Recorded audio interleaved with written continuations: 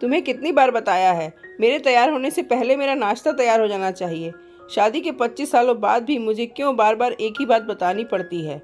लता, तुम्हें क्या है? तुम तो आराम से घर पर रहोगी, मुझे काम पर जाना पड़ता है। तुम हो कि हमेशा बेवकूफ़ों जैसी हरकतें करती हो। अगर तुम ये जानबूझकर करती हो तो याद रखना, मुझसे बुरा कोई नहीं होगा। आज भी प्रशांत का पारा चढ़ा हुआ था। इन कटु शब्दों में अपना गुस्सा उतारते हुए, गीला तौलिया कुर्सी पर फेंकते हुए, प्रशांत गुस्से से लता की तरफ देखने लगा। लता के लिए प्रशांत का ये बेवजह का गुस्सा कोई नई बात नहीं थी। वो महीने में 3-4 बार ऐसे ही लता पर बरस पड़ता था। पहले पहले लता उसका विरोध किया करती थी, लेकिन जब कई सालों तक प्रशांत में कोई बदलाव नहीं दिखा तो लता ने खुद को ही बदल दिया। अब प्रशांत के कुछ भी कहने से लता को कोई फर्क नहीं पड़ता था। प्रशांत की हर बात वो चुपचाप से नीचे झुकाए सुन लेती थी। शादी के पहले 5 साल तक लता ने पूरी कोशिश की थी कि प्रशांत को बदला जाए, लेकिन फालतू का गुस्सा करना और बाद में लता को भला बुरा कहना मानो जैसे उसकी आदत बन गई थी। कोई भी वाद विवाद होता तो प्रशांत सीधा लता को बोल देता, अगर मैं तुम्हें अच्छा नहीं लगता तो अपने मायके क्यों नहीं चली जाती, क्यों रहती हो मेरे साथ? इतना सब कुछ होने के बावजूद लता प्रशांत के साथ रहती थी, क्योंकि उसे अपनी बेटी की फिक्र थी। और वो जाती भी तो कहाँ, अपने बूढ़े हो चुके माँ बाप को इस उम्र में परेशान नहीं करना चाहती थी। समाज और लोग क्या कहेंगे, ये भी तो देखना था। वो इतनी पढ़ी लिखी भी तो नहीं थी कि खुद जाकर कोई नौकरी कर सके और अपना और अपनी बेटी का पालन पोषण कर सके। लता को अब अपनी फिक्र नहीं थी, उसको फिक्र थी तो बस अपनी शादी लायक हो रही बेटी की। लता नहीं चाहती थी कि पति पत्नी के झगड़े की वजह से काव्या डिस्टर्ब हो। काव्या की पढ़ाई पूरी हो चुकी थी, उसके लिए अब शादी के रिश्ते आने लगे थे।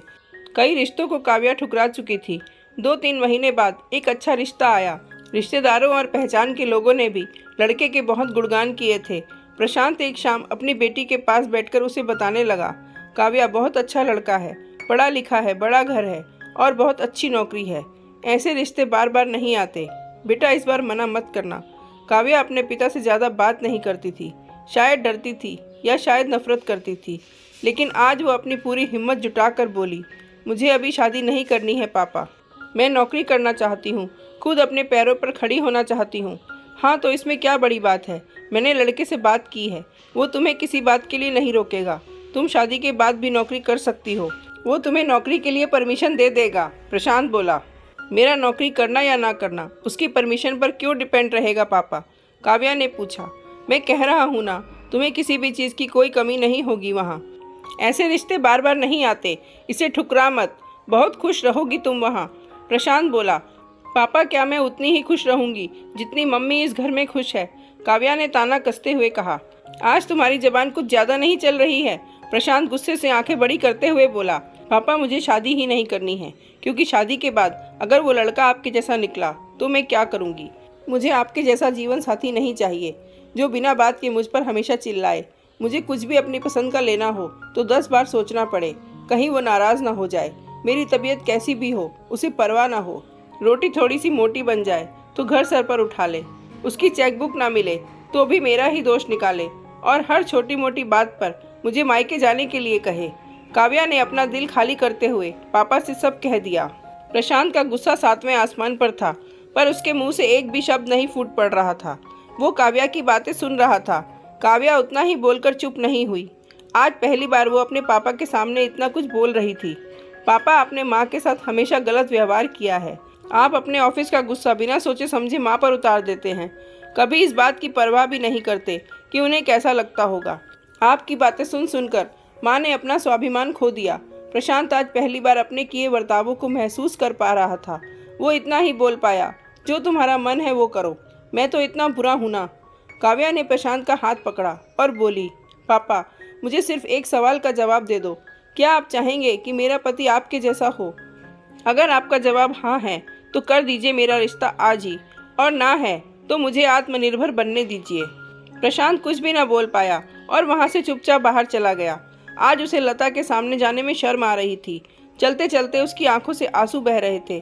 प्रशांत ने आज से अपने आप को बदलने का निश्चय किया। अगले दिन से लता ने अपने पति में काफ़ी बदलाव देखा।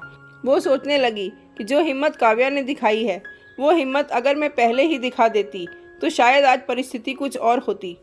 अब काव्या पढ़ लिख कर अच्छी नौकरी करने लगी थी और 3 साल बाद उसके लिए एक अच्छा रिश्ता आया और उसकी विदाई पर प्रशांत बोला, बेटा, तू हमेशा खुश रहेगी क्योंकि तेरा पति तेरे बाप जैसा नहीं है। प्रशांत की ये बात सुनकर लता और काव्या की आंखों में आंसू बहने लगे। हमारे समाज में औरतों को भले ही देवी का दर्जा दिया जाता है, लेकिन वो स्वतंत्रता नहीं दी जाती जो उन्हें देनी चाहिए। उन्हें बचपन से ही बताया जाता है कि वो पराया धन है।